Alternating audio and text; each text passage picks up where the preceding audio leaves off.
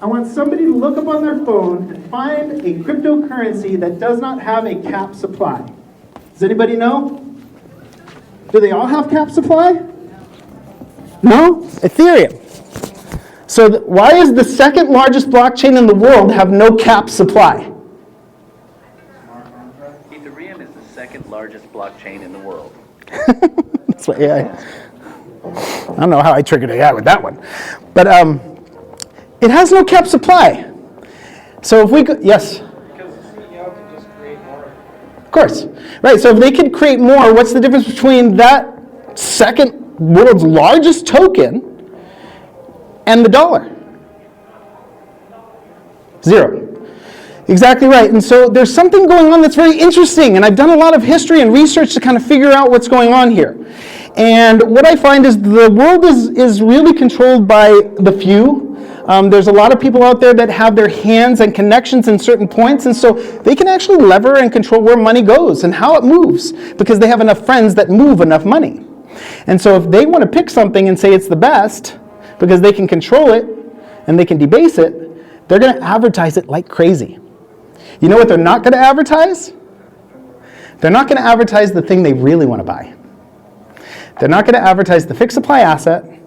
They're not going to advertise self-custody. And they're not going to advertise that Bitcoin is growing 50% year over year after 4 years. They're not going to do that because that's the game they're playing. See, the consumer's not allowed to make 50% on their money. The consumer's allowed to make 1%. Isn't that what your bank account's giving you in your savings account? Less than 1%. So you as the consumer are not allowed to participate in this. Because if you did, you would grow your money very, very rapidly. Okay? And that's just math. It's facts. I'm not saying Bitcoin grows 50% year over year. I'm not making that up. It's math. Go online and check. Ask ChatGPT right now. It's growing that fast. And what's the stock market growing at? 12% tops? Right? It's having a banger year. So we have to understand that there's a narrative out there that says go this way, while others are going this way, and the only way to see the truth is to educate yourself and to sit back and remove your biases and just say, what is better for me? What is better for me as an individual? Do I want dollars or do I want purchasing power? Do I want growth in a growth market? Or do I want a promised small percentage? We have to ask ourselves what's better for us. That's all. It's a very simple question. And if 1%'s not, really flipping your boat, then maybe you should consider something else. Because right now, if your money's in a bank, you're probably getting somewhere close to 1%. Do the math and see if you'll ever get to retire off of that. Because once you realize the direction you're in will never get you where you want to go, you actually have no choice but to do something different. Does that make sense? All right, guys, so right now, I want you to understand a fundamental thing that is very hard to get across to people. Blockchain is being deployed by people, not necessarily good people. It's being deployed by people. This is a technology. It's not a moral value or ethos. It has an ability to maintain sovereignty and to preserve value, but it is being deployed by people just like you and me. Just people. So if you download a wallet and you build a wallet from that downloaded wallet, who is that made by? People, some dude. So you have to understand something. This is a hash encrypted environment, and these wallets, when you download them, we don't know what the entropy state is of that wallet's algorithm generator that creates a wallet. And if you don't know the entropy state, and if it's fixed or if it's corrupted, and you don't know, you didn't trust, or you trusted, you didn't verify, which most people don't, then you could possibly be building a wallet in the blockchain space that you think is private, but actually in 5 years, somebody is going to happily empty it for you because they wrote that software for that wallet, and now they have your keys, and they're going to take that money eventually. What we teach here is private wallet construction. We go to Bitcoin Core, we go to GitHub, we download the algorithm that actually generates a raw wallet directly on the blockchain. But we don't do it on a computer. Because if you do it on a computer and you do it online, then you risk somebody else seeing that transaction through data exchange. We build it on a microcomputer that has no internet connection. That microcomputer generates a private seed that nobody has ever seen in the world based off of random entropy state that you create. This is $1 billion wallet because it will match no algorithm, it'll match no cloud of chaos for an entropy state in any algorithm. It's a truly unique, one-of-a-kind, fingerprint type wallet that meets all of the ethos standards of don't trust, verify, not your keys, not your crypto. And so anybody here who's playing in crypto, who's downloaded a wallet, who's created that wallet, and they put a large sum of money in that wallet, I want you to be very cautious of that. I would prefer you to create a private wallet, generate a private seed, and then make that wallet your primary wallet. Because every other wallet, if it was made by somebody else, could be corrupted. And you won't see it until later, right? Because they could sit on it for a decade, then just come back in and sweep all the accounts. Oh, I hit my hat. Okay, next slide, please. So one of the most important things we're going to do once we create that unique seed wallet that we created from the core algorithm is we are going to create proper backups. So how many pieces of paper do we need for a proper backup? 0. We don't want to put our backups on paper. Remember the tulips. We want durability. So unfortunately, this is not a bank situation. This is not a customer service situation. This is not a 1-800 line situation. This is a situation where you are autonomously, yourself, going on a blockchain network, a global network. You are creating a unique wallet that nobody on the planet is aware of. And then you are creating the backups for it. So that means, where's your customer service? You're your customer service. Which means if anything goes wrong, anything, you lose your money. There is no backtracking in this environment. And so we have to weigh responsibility with gains. The more responsibility we're willing to take on, understanding how blockchain works and understanding how we can self-custody our assets, the more we get to participate in the total gains within the blockchain network, because there's no middlemen that are helping us through taking a percentage of our growth for the help that they offer.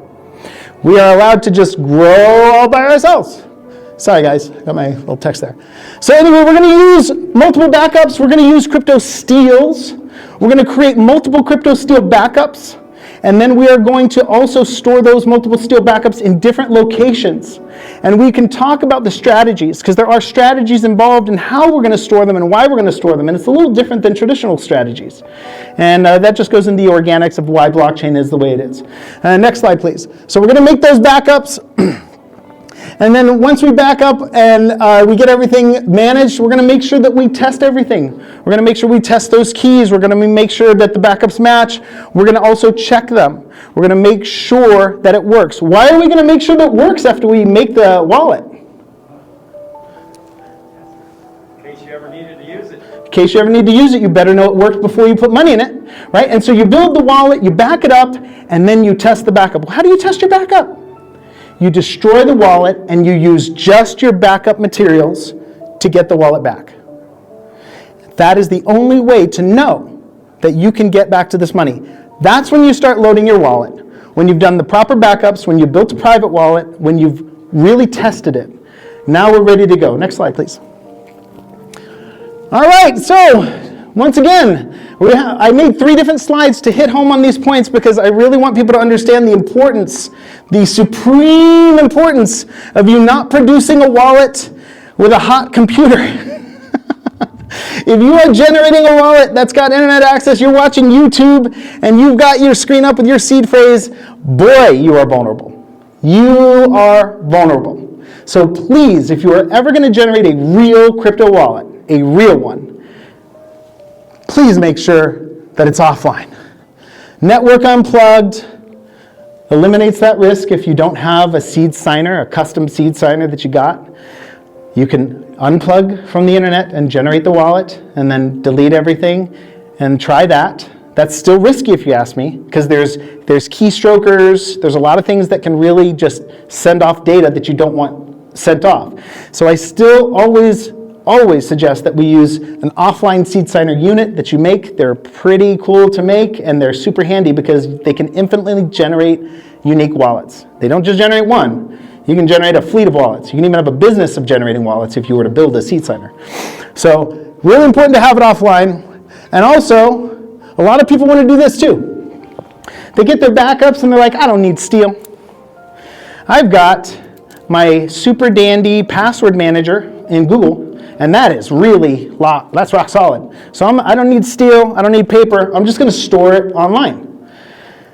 I can't stress how important it is to not put any of this data online. Online is the pathway to getting hacked. If you create a private wallet in the privacy of your own home, you see those words, you engrave them on Steel, you bury those where you decide to hide them, and you know how to use that wallet on that seed signer, and it never hits the internet, how could anybody ever know it exists? That being said, then how could anybody ever hack you?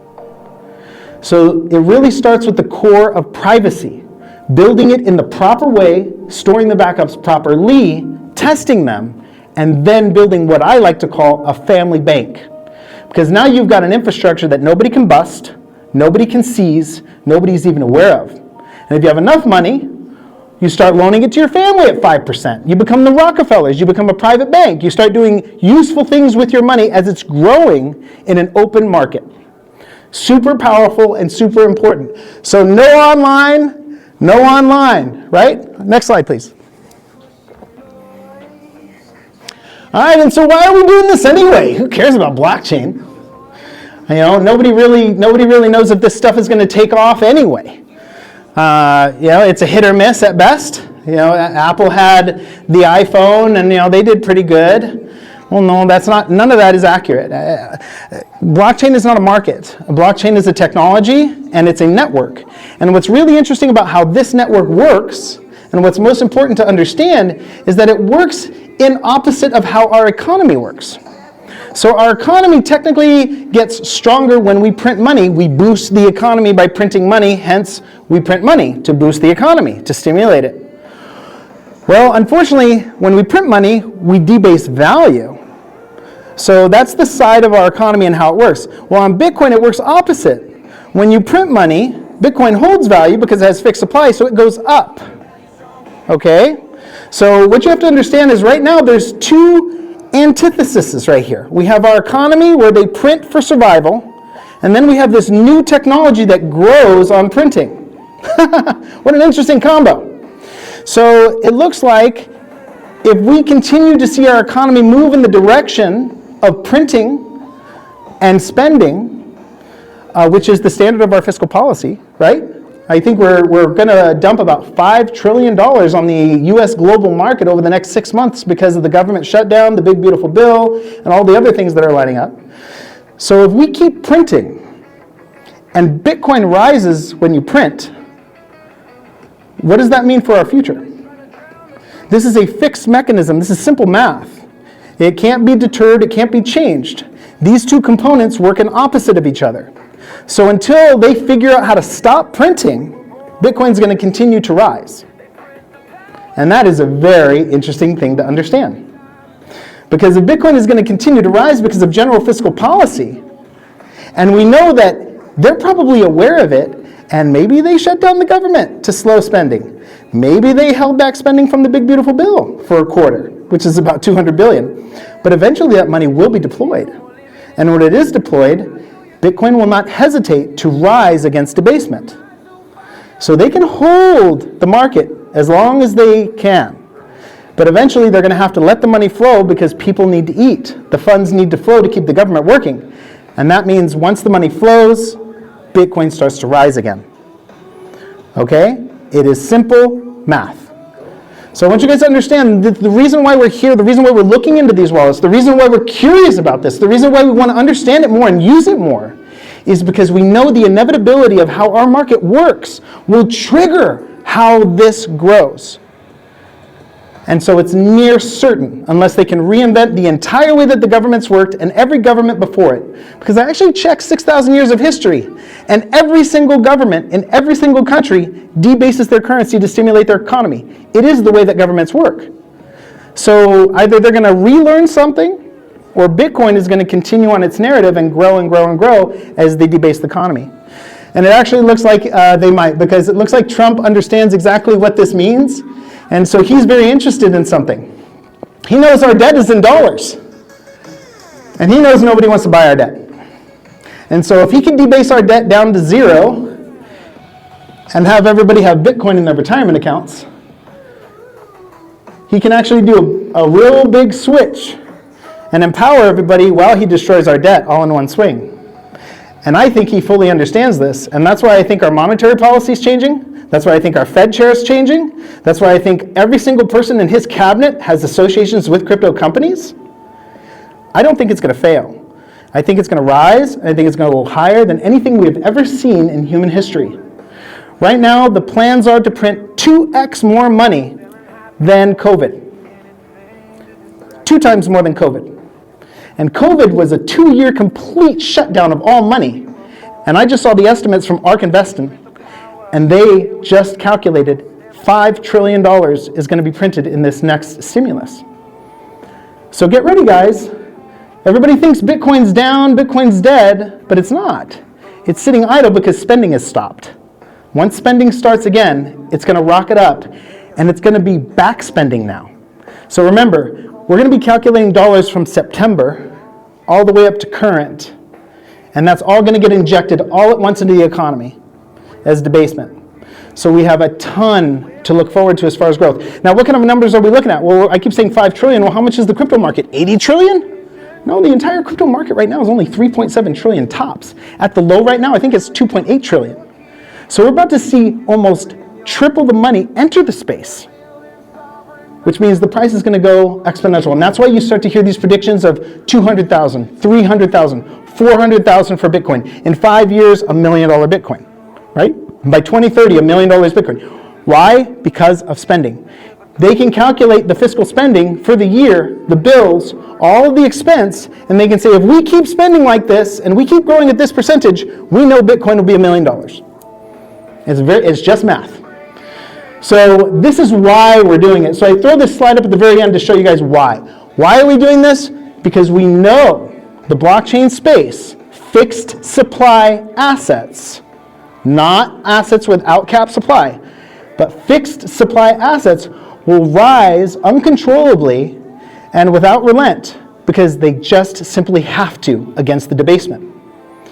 You'll see other assets rise, and they might even strike them to rise first to stimulate purchase. But if it's not a cap supply asset, what they're going to do is they're going to put money in first, cause the rise, get you to buy in, and then they're going to start stripping your value as it goes up because they can in the form of making more tokens.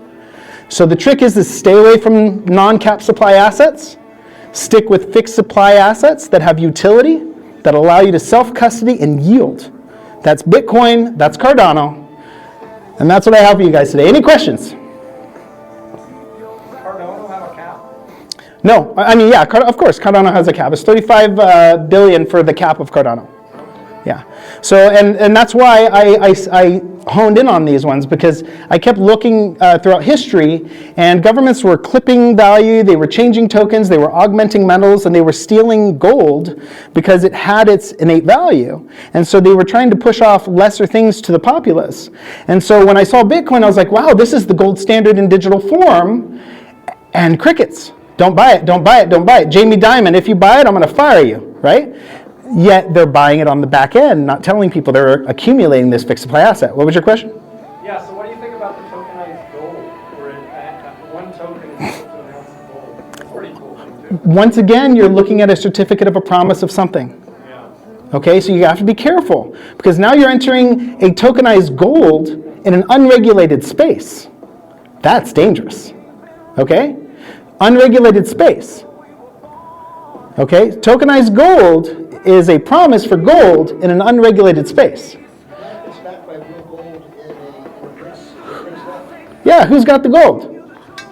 Somebody has the gold, not you. Once again, you're disconnected from the value, my friend. This is not the new world. Okay? The new world is where you are directly in control of the value, you're directly in control of the yield, and you are directly in control of the market growth. So, a lot of concepts that we really hold true and dear are going to have to be revisited logically to see if it actually makes sense for what it offers. And back then, when we had entities and institutions that held promises and kept promises and shared wealth, it was a really great gig. But right now, we have banks that are making record, 15% returns, and they're returning less than 1% to the consumer. This is highway theft, and nobody's woken up to it. Well, some have, right? And so if we don't have an environment where we can store and control and grow our value because it's being stolen right from under us at 1% interest returns, while banks are making record profits at 12, 15%, then it only makes sense. Maybe we need to look in a different environment and see what's treating me better, me as the individual, right? And so the people will choose. Now, they might be misled for a while, but history shows this. People will always gravitate to the hardest money with the less friction. So they can deploy as much junk as they want. Once people taste it, they spit it out and they'll go for something better. And I think that's what they're aware of. They're aware if they throw junk out there all day long for 5 years, they can get people to buy junk, and eventually the educated will fall into Bitcoin and fixed supply utility assets, and the new people will always hit this wall of loss and suffering because they just keep pushing junk that has no real value. So you got to be really, really careful in an unregistered environment when people are promising you something. The whole point is no more promises. Don't trust, verify, right? That's the whole point. Don't trust, verify. Not your keys, not your crypto. So why would we be looking at promises of certificates from a company holding some value to give us a token when they could just take all the value and walk away and be like, there's your token? That's not the point of this. The point is to actually have the value in the token and to hold the token yourself. So I hope that makes a little more sense, and I know it's a little hard to wrap your head around because it's a lot of new concepts, but if we don't start approaching reality this way, and we lean on these companies that are happily taking 50% interest from us, they're going to continue to do so. And so we have to really logically just sit back, like I said, take that 30,000-foot view and say, what's better for me as an individual, and start diversifying in that direction. Any other questions, you guys? Are we good? Yes, sir. Like I said, I use wallets as shells, but I construct private wallets. So quite literally, I take the Bitcoin Core algorithm off of Git, and it's an algorithm that generates a wallet. So there's no brand, there's no company, there's nothing, and it generates a wallet. Then I'll pick the brand of wallet I choose, and then I will port that wallet into that interface. So they don't know my seed, they can't access my seed, they never saw my seed, but I'm still able to use their interface, right? And so you can use any interface you want. And that's one thing that's really important to understand about a wallet. Blockchain is a network. The wallets you download are just portals to look at your money on that network. The wallet doesn't actually have the money in the wallet. It's simply a GUI, a portal, if you will, to look through. And some portals have more features than others. Some portals are full bells and whistles wallets where you can do voting, you can do leveraging, you can do purchasing of other tokens, you could do storage, you could do whatever. And some wallets simply allow you to put your money in, send your money, and receive money. So picking a wallet is based off of the features that you want, but remember, they're just portal viewers. The construction of the wallet should be done in the means that we discussed earlier, right? Any other questions? So no, in answer to your question, the only wallet that I hold dear is the self-produced wallet, where you produce it yourself. Any other questions, guys? I think we're good. I think we actually hit our mark here pretty good. I usually try and go about 30, 40 minutes because I don't want to bore you guys too much. But if that's it, I'm done. I'm all set, guys. Thank you very much. Appreciate it. Whew. Got my music. Thank you.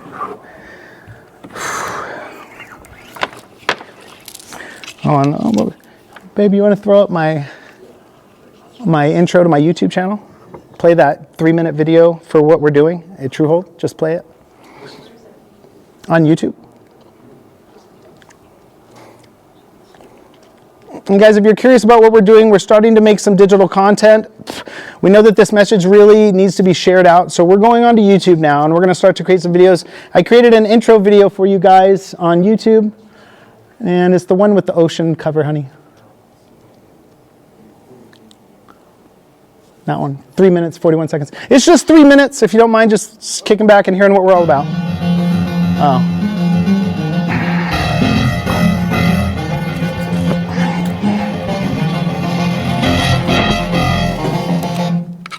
Sorry, it does that sometimes. That should fix it.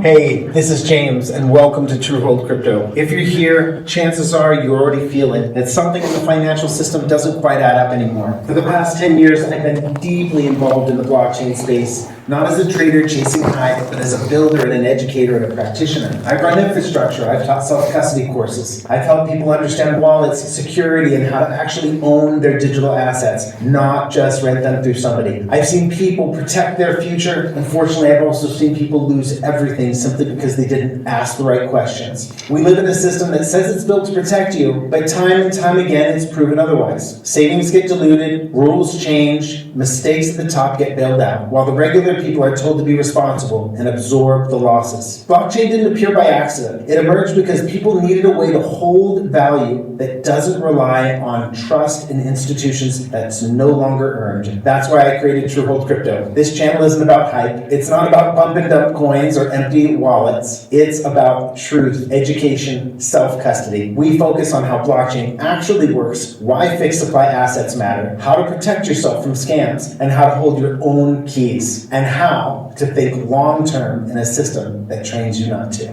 I believe genuinely that understanding this technology can change lives, not overnight and not magically, but over time. It gives people something incredibly rare today: agency, ownership, and choice. And when enough people understand that, it doesn't just change your portfolio, it changes the world. If that resonates with you, you're in the right place. Subscribe, stick around, and start from the beginning. We're building this step by step, grounded in history, reality, and truth. This is True Hold Crypto by James Rupe. So I'll leave you with this one question that matters most. What do you hold true? All right, guys, thank you so much. I really appreciate your time.